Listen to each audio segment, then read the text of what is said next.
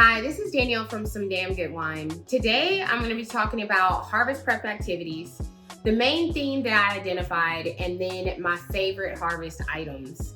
It took us about 3 weeks to complete harvest prep, and it consisted of us learning about cleaning and sanitization protocols, safety procedures, cleaning, so much cleaning, and then finally going out to vineyards and collecting samples. So, what did we use to clean? We definitely didn't use Dawn. We did a 3-step cleaning and sanitization process where we started with sodium percarbonate or proxycarb. This is the chemical that just is used as a general all-purpose cleaner. It's kind of sudsy, but without suds in like a really weird way. And to neutralize the proxycarb, what we would do after rinsing, we would use citric acid. The main thing that I can say about this is that acid is so dangerous or whatever, and it makes your skin so dry and so just stiff. So it's not the greatest, but it is a good cleaner for us. And then definitely had random kind of like chunks of my skin falling out too, just so that y'all are aware, because of citric acid. And then finally, last but not least, we would sanitize with peracetic acid or PAA. We would use these solutions to clean and sanitize essentially everything throughout the winery. So what did we clean? We cleaned closed top tanks, which is a vessel used to store fruit and wine in, but it just actually has like a lid. The tanks that we had to clean were massive, as you can see. So to clean this tank, we would use a small pump and 1-inch lines. We would place one side of the pump in a 40-gallon brute, and then to get the cleaning solution into the tank. And then once we got the cleaning solution into the tank, kind of like we would connect the pump actually to the tank, and then it turned into like a dishwasher where you basically, it was like water raining down or solution raining down, plus like it's swirling around and cleaning the tank.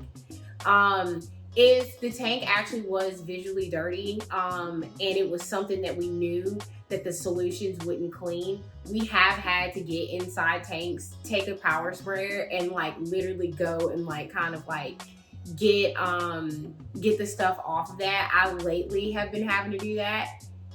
It's literally like it's like you're taking a shower. So anywho, we also have had to do that too. For the closed top tanks, fun fact, you actually have to go on top of the tank to actually do anything revolving that lid. So super scary when it gets starting to have like a lot of grape juice up there, because it does get super slippery. Next, we've got open top tanks, meaning that the tank doesn't have a top. The winery that I'm at got these like super cute custom covers because a lot of our tanks sit outside, and so essentially like the cover would kind of protect it or whatever from the elements. To clean this tank, we literally had to get inside this tank and clean it by hand. We couldn't use a pump. And then this is something that I'll talk to you about like in a couple videos, but this is also the tank where you would end up doing punch downs after you've inoculated. And then we also had a couple of portable tank farms. So portable tanks are, of course, like tanks that are portable and that are smaller, that were actually really easy to move around the winery with a pallet jack or a forklift. And to clean these tanks, we also had to actually get inside the tank and also clean that manually by hand. So you'll see that the tanks have valves on them, right? And so we actually end up using them pretty frequently every day. The top valve is the racking valve, and the bottom valve is the bottom valve. The top valve actually is a ball valve, meaning that it literally has like a round ball inside that once you kind of like turn the lever, it actually opens up, and that allows us to actually end up getting the wine out easily, a little bit more easily than using the butterfly valve, which is the one that's on the bottom. That one kind of has like lines through the middle. And so that one, it can end up, it just doesn't flow, I feel like, as easier as a ball valve does. The next one is that we clean is actually the sample port. We actually clean this with a tiny skinny toothbrush. This port is actually really important because that's where, when we need to take samples from the tank to do tank analysis, that's where we would come to get our juice from. So I've been talking a little bit about pumps. There are small pumps and large pumps. And then we worked with 1 inch, 2 inch, and 3 inch musklines. The pump and lines really, they help shuttle liquid, and that's whether it's water, solutions, grape juice, wine, and solids, so destemmed grapes, into and out of tanks. For the large pump, this pump can be used with 2 inch and 3 inch lines. It's mainly used to help shuttle processed fruit into the tank, adding water into the tank, and then also with doing pump overs, which we'll talk about later. The small pump is used to really just clean closed top tanks, and then it's also used to rack wine from vessel to vessel. For all the pumps, you can clean the pump and line by circulating the lines in a 40-gallon brute, and using the cleaning protocol that we talked about above. And then last thing is that after sanitizing, you would just need to make sure that you rinse those lines twice. The next one are half-ton macro bins. These macro bins are used to hold fruit. We've also used them to hold stems that kind of come out from the destemmer. We needed to clean and sanitize each of these. The winery had, I believe, about 35 to 40 bins that we had to clean by hand.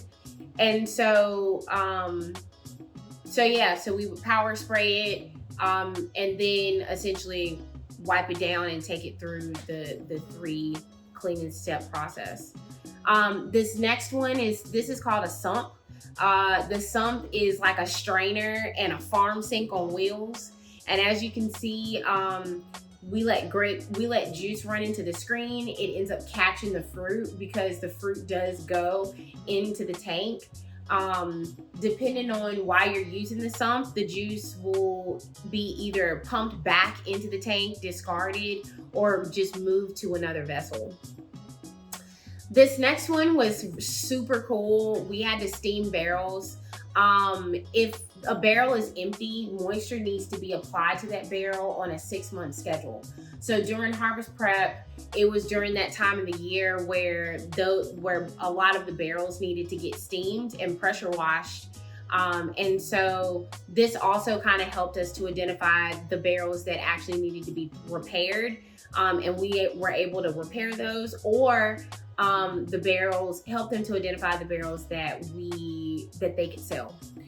The next is the destemmer. This is a processing equipment, basically, so meaning it is equipment used when we process fruit.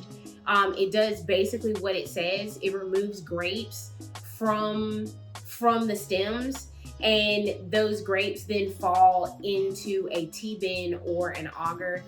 This guy is also cleaned by hand through the 3-step process. The next processing equipment that we had to clean was a large pump, auger, and then 3-inch musklines. So the auger is kind of like a basket that looks like an armadillo. It sends grapes fall through the destemmer, and then essentially they fall into that auger, and then the pump basically sucks those grapes that are in the auger into a tank. I got video of it. It's super cool as to how it is that they do it, and I'll show you that in a following video. So the next one is the Dosen hopper. It's a large stainless steel funnel that has a blade in the middle that literally doses out the amount of grapes that you want on the sorting table. And then last thing is the sorting table and harvest stand. So as you can see, this sorting table is elevated, and essentially it's a conveyor belt for the grapes to ride on into the destemmer. This is where we actually stand and sort out any grapes that are underripe, overripe, any pests that we find, leaves, sticks, rocks, so that it doesn't actually end up getting into the wine. Next, we're going to talk about vineyards and actually going to do sampling in them. During sampling, winemakers go to the vineyards that they plan to receive fruit from to retrieve representative samples from the blocks that they have contracts with. I was located at a winery in Dry Creek Valley, in the Dry Creek Valley AVA, and we were able to go to vineyards in Dry Creek as well as the surrounding AVAs such as Rockpile and Russian River Valley.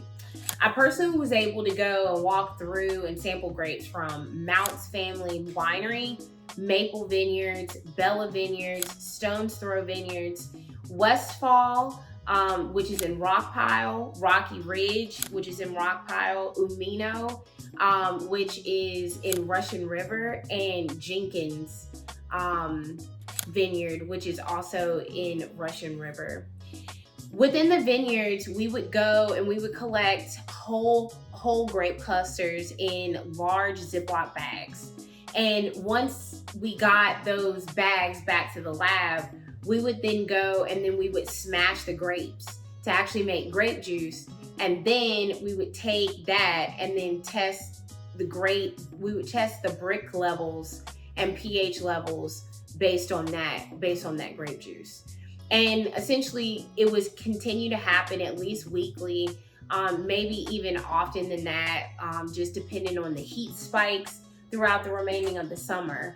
And then essentially sampling was such a necessary activity that occurred because it really did help to inform the pick decision. Because not only were you tasting or were you doing bricks and pH level testing, you also were tasting it as well to see whether or not the known flavor profiles, if they actually come through. And if they're coming through for you, then you would end up making your pick decision. So what were some of my favorite things that helped to make it through this harvest prep phase? As you can imagine, with cleaning these huge contraptions, we get wet a lot. So hiking pants and merino wool socks were my favorites in this stage. For my pants, I wore Columbia hiking pants, and for socks, I had Darn Tough brand, which they're amazing. The socks kept my feet so dry, and then the hiking pants were totally durable and they were quick drying. The main thing for me during harvest prep was just checking my ego. In my past career, I was in a leadership position for 5 years, and I managed a household. So basically I controlled a lot. And having to come several levels down to being an intern was an adjustment.